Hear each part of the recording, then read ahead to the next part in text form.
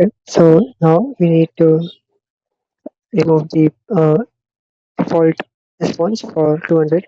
And now we need to implement the actual listing of the links that was on the slash route. So we need to now see how we can implement this for the get request. So first, let's create a switch statement where we will have this routed to different methods, that is get method or post, put or delete. So here we'll switch the variable request dot execute method, and we'll have different cases for each of the methods that will be sent from the htmx templates.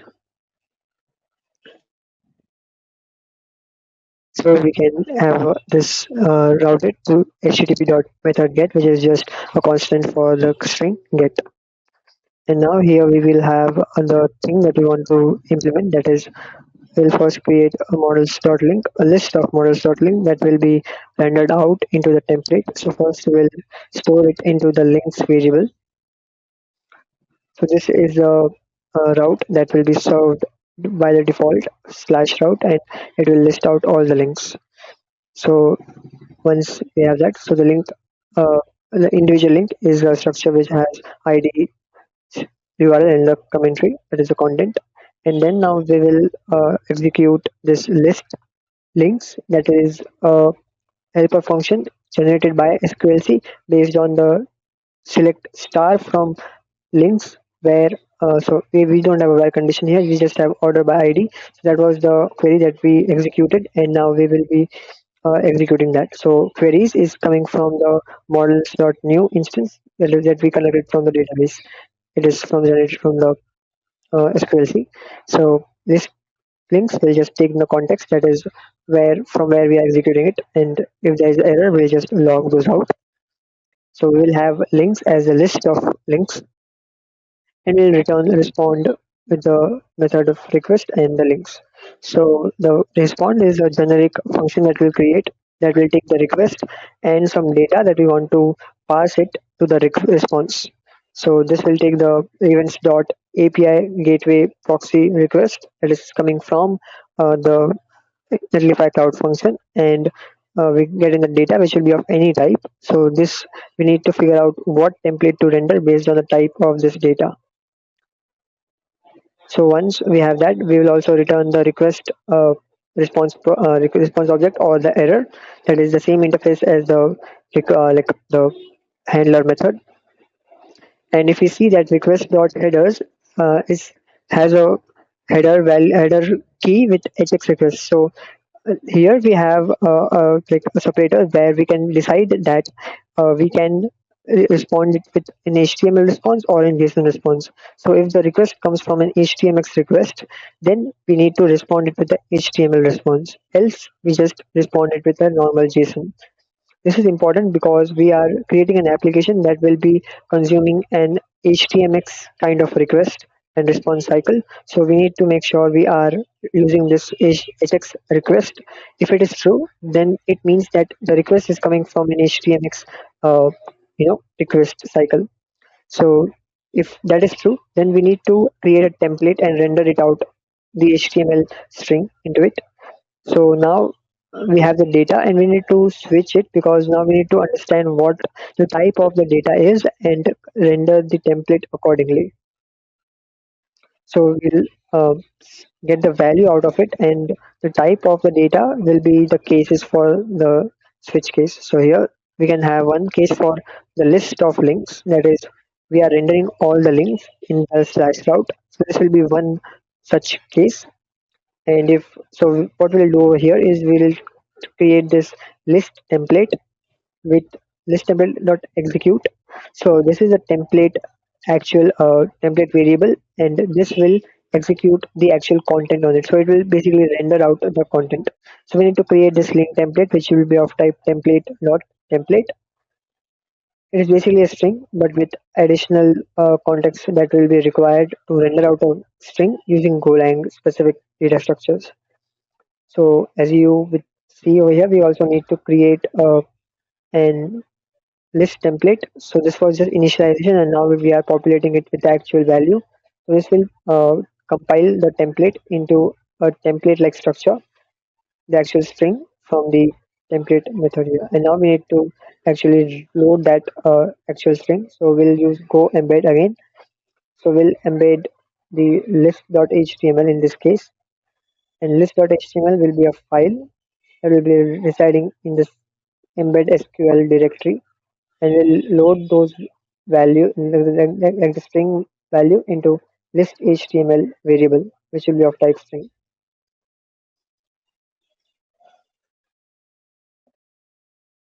So once that is done, it will complain that it is file is not found. That is list.html is not found. So we'll take in the list.html, now create that, and I will paste out a few things into this template. And now if we reload the LSP, you can see that that is gone because now we can see this.html. It is currently empty, but we will populate it, but it is saved up correctly. So now let's paste some contents from this.html. So sorry, I just pasted it twice.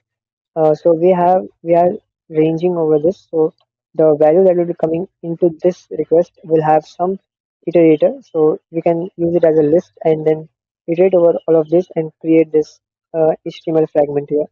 So this has basically a division that contains the information about that particular link. Remember, we are iterating over the links, so we can just have one for loop, and individually we can list the individual list here, links here. So here we are rendering the URL, the commentary, and we are optionally like this will be used later on, but for now let's ignore this delete and edit part. So we are using this curly brace syntax for the template rendering of these values, that is the ID, the URL, and the commentary that will be coming from the variable itself.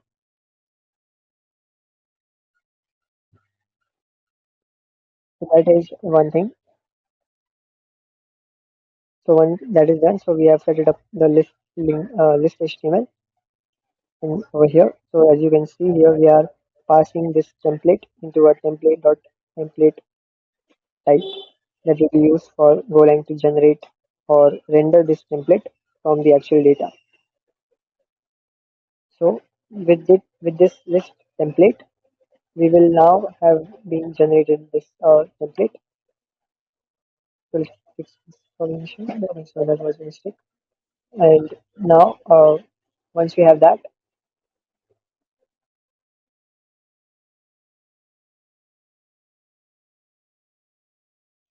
we will try to render this actual value, that is the data's value, into this list template. So we'll inject that uh, like individual list or the list of links into this template. And now we have the second case where the data is just a single link. So we need to respond it with only a single link and not a list of links. So we need to create a separate template that will just render out a single link and not the individual or not the list of links. So that will be one case, and the default case will just render that we are not supported that data. So we'll just respond it the 500 400 error. And else, so here we know that we are responding. So in the end, we are responding with text slash HTML and rendering the template as string. So this will be rendered as a string, the template that we have been using for either link or list, individual links or list of links. And the second condition, that is if the AJAX request is not true, we need to render the JSON response. So this is not used currently, but we can use it as a compatible API. So if the certificate is not there, we just convert that data into a JSON bytes. So the data bytes will contain the string or the list of size of bytes, and now we need to respond it accordingly, and we'll have the error handling connected. And the final response will contain cells for 200 in the headers as app content type for application slash JSON, since it is a JSON response, and the body will be string representation of this slice of bytes data. So that is what we need for this function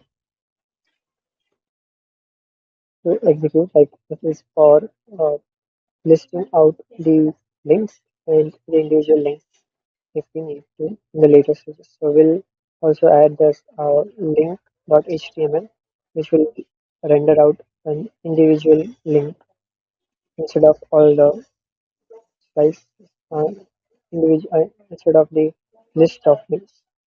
So link.html will be uh, containing the contents of link.html, which will be contents of this individual link. So we are not iterating over all the links. We are just having one single instance of links. So we are doing the same thing, but it is just a fragment of individual links, which contains a single division with the placeholder values for URL, commentary, and the ID, which will be used later on for the put request and the delete request that will be used for editing and deleting the post respectively. So this will be used for individual link rendering. So this link HTML variable will contain that value, the template value, and here we also need to create this link HTML. So we need to have link embed SQL dot link HTML, and similarly for the list HTML link list template as well. So we have created this, but there was an issue with that. So let's create that as well. So we are doing the same thing. That is compiling the template string into the actual parsable string that will be used to load that injected data into the template.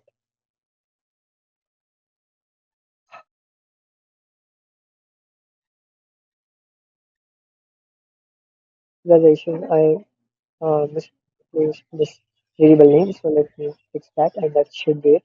There are no more errors, and we should be good to go for this initial list of like listing out the links.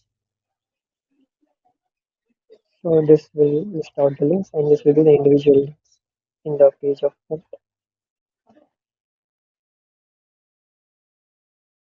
So we are just getting the URLs and passing it from HTML templates here. So we can just remove this for now because we are not using it. So let's do the unnecessary complexity. And here we are just rendering out the URL and the commentary for the particular link.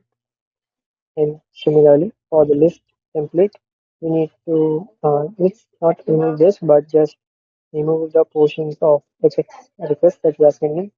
Let's just remove that for now because that will be adding unnecessary complexity. So that will just remove the necessary parts over here.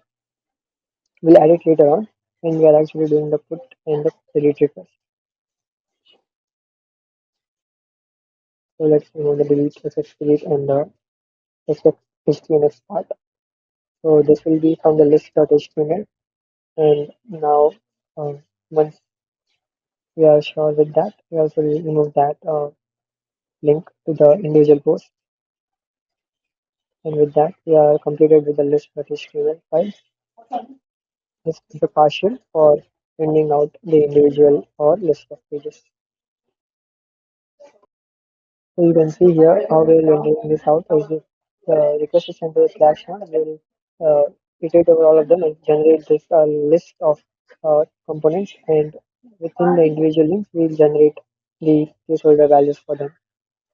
And if the request comes for a single link, then we'll use the link.html to generate that individual component. So that is how we are doing it using this embedded things, list HTML and link HTML for individual and list components.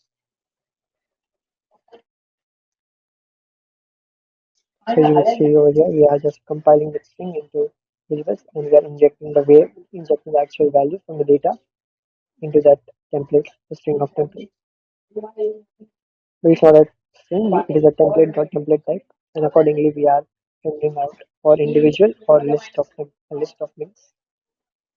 That will be that for this API endpoint. We are giving a default page for this point. So let's add this changes to this. So now we need to add the embed SQL with main.go that we added for the HTML files when Netlify functions name let go. And you can see over here we have added all of the changes. So we'll commit these changes. So it will be for adding list and link for. We also forgot the index page, which will be used for the initial entry point for this application. So when we include this slash route, we need to include this template here, which will render out the actual list of pages. So here we are just having a simple tailwind importing the CSS tailwind pages, and here we are having a button. We will remove this for now because this is not required. Add new link will add it when we are adding the post request. And with the element of the content, we are using the hx get that will fetch this route, and this will populate the content inside the inner HTML using this the response that will be generated from this API. This will be an HTML response because we are sending using the htmx. So when the trigger is load, so when the page is getting loaded, we will trigger this request, and with that trigger, this will populate the div inside of this division that the trigger is sent from. So it will replace the list of links instead of this loading links. So we'll add this index.html, and that will be the changes for this. So let's comment this, and we can add the index and list and the link page. So get push origin main. That should now trigger the deployment on Netlify. So if we go into Netlify, this should have triggered this deployment, and you can see it has started the build. It has now started the build. It is rebuilding. So once it is built, that will show out the functions that will be deployed, and the link to the static file as well, that is index.html. That should be working.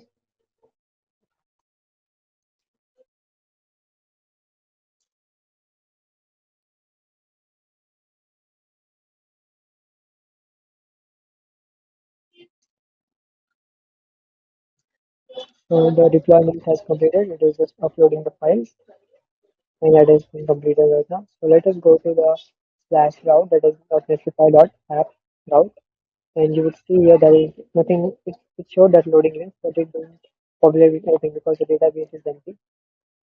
So let's add the entries into the database. So let's use this Torso Visual Studio for the LibSQL database that we created. You can add it from here, or we will add it from terminal. Let's add one from the Visual Studio. Let's call the ID as one. Let's add the name as the URL as shameless stuff for my blog, meetgo.com/blog, and for commentary, let's call it nice blog, shameless stuff. So add this, save changes, and that should add that. And if we reload this page, the Netlify app, and you will see that it is getting populated here.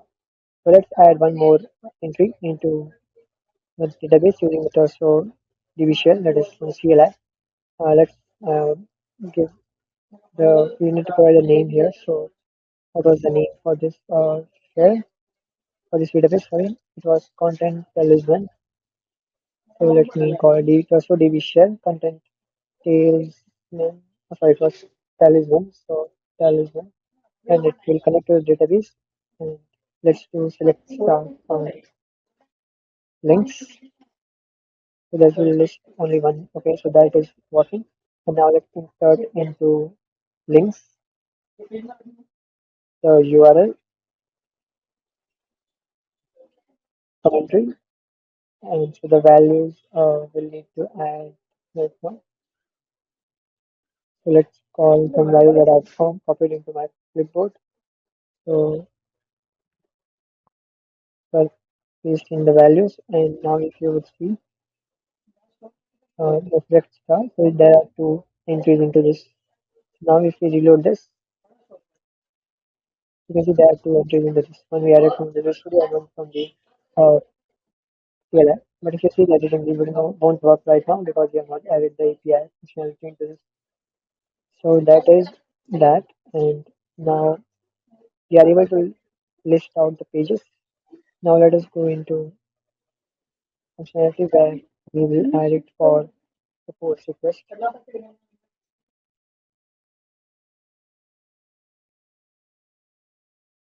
We need to now create three more increments, which is create, update, and delete.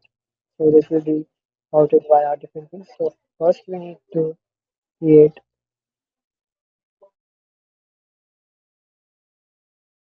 So we can have a separator here using the switch. We'll say http dot method. So we can say switch http not http request dot http method. So this will have values like get, post, put, and delete. So we can say we can have different cases for the individual methods. We can say http dot method get. This will be one of the cases, and the other case will be like case http dot method post, put, and delete. So that is the four cases that we have created and one default. So I moved it the get default to get request into the case, the first case. Now we can also add like the request dot query string parameter that will be fetched for an individual link, so we can get the ID, and if that is not empty, then we'll render the individual link instead of all the links. So we'll add it later on. Instead of responding with the links, we'll respond with the individual link. So that will be later on, but first we need to have this create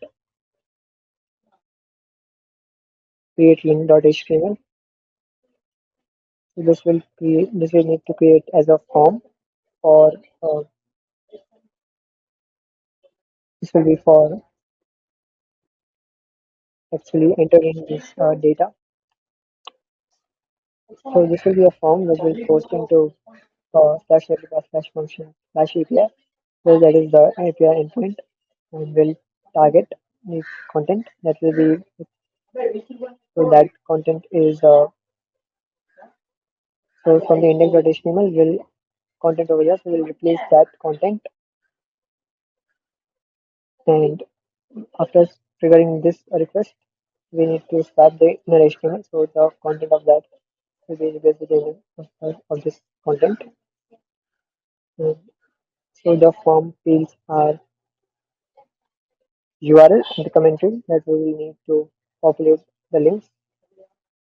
So this is the submit button that will have create the link, and then the cancel button that will just clear up the form and get request to the slash endpoint. That will be redirected to the home route, and that way will cancel the creation request. So once the URL here we have the URL commentary. So we created this label and uh, input for the URL in the text area as commentary. So that will be it from the create link.html. So how we'll inject this partial?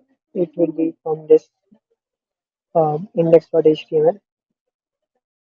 Here we'll paste this button where we will send a get request to slash create link.html, which will render this create HTML partial. You can see as fragment into this current content. So this will replace this button instead of replace this button with that form. So once that form is rendered, we'll enter the details, that is URL commentary, and then send the post request to that endpoint. Now let's implement the actual implementation. So when the user clicks an new link button, that will first stop the form is using this create link HTML. But when the user submits the form, we need to create that post create that link actually into the database. So for that, we need to create this create list param that will have URL and commentary. So that will be fetched from the form data. So form data will be fetched from like the actual request. So we say URL dot pass uh, pass query. So this will be a form data. So like embedded like encoded encoded form data. So we need to pass that. So we'll pass the request body and get the form data and access with this query URL. So form data is URL dot value, which is like a wrapper around the map of string with a list of strings. So that is how we will be able to access the values. So form data, so if there's an error, we'll just log those out. So we are not able to pass it, then we'll say the request body are invalid, or we will do URL as form data dot get. So this is like a wrapper around the map function, like a map data type. So we are able to access the get method to get that value from the form data. So this URL is fetched from this form, and similarly, we'll have which will fetch from the request form, and the content will be in the commentary from the form as well.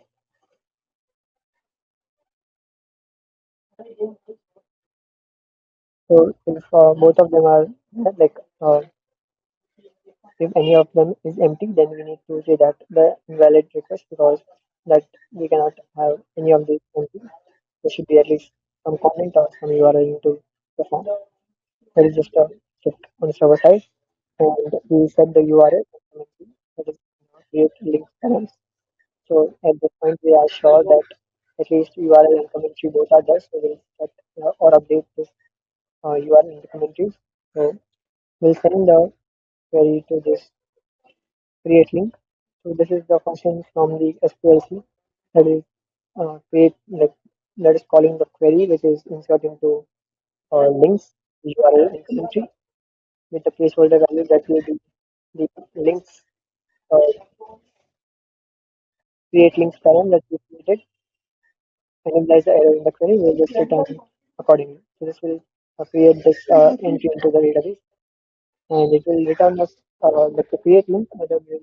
As you would remember, this query.sql, we have created this create link, and return type is will execute and will return the last inserted ID.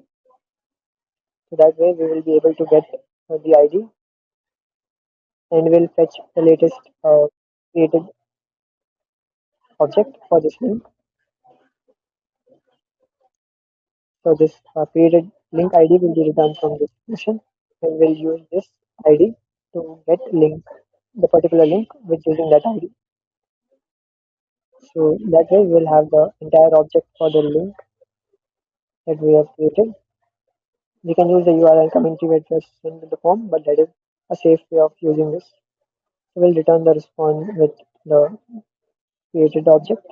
So this, in this case, it will be trigger the models.link and it will, because it's a type of models.link and not a list of models of link. So this will render the link template and with the appropriate data and it will render the string with the template rendered out. So that is the case for post request.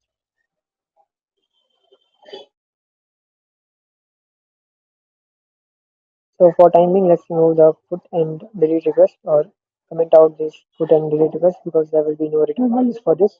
There will be a complaint for that. So now we have everything set up for the post request. So let's now add the changes which we have made here. The changes are in the index.html that we added, the Netlify function that we changed. We added the create link button to index.html and in the material function the actual API that changes we made, the create link template that we added. So we'll commit the changes at the link page. Okay. So we'll put them to the GitHub repository and this should trigger the the Netlify build. And once that is done,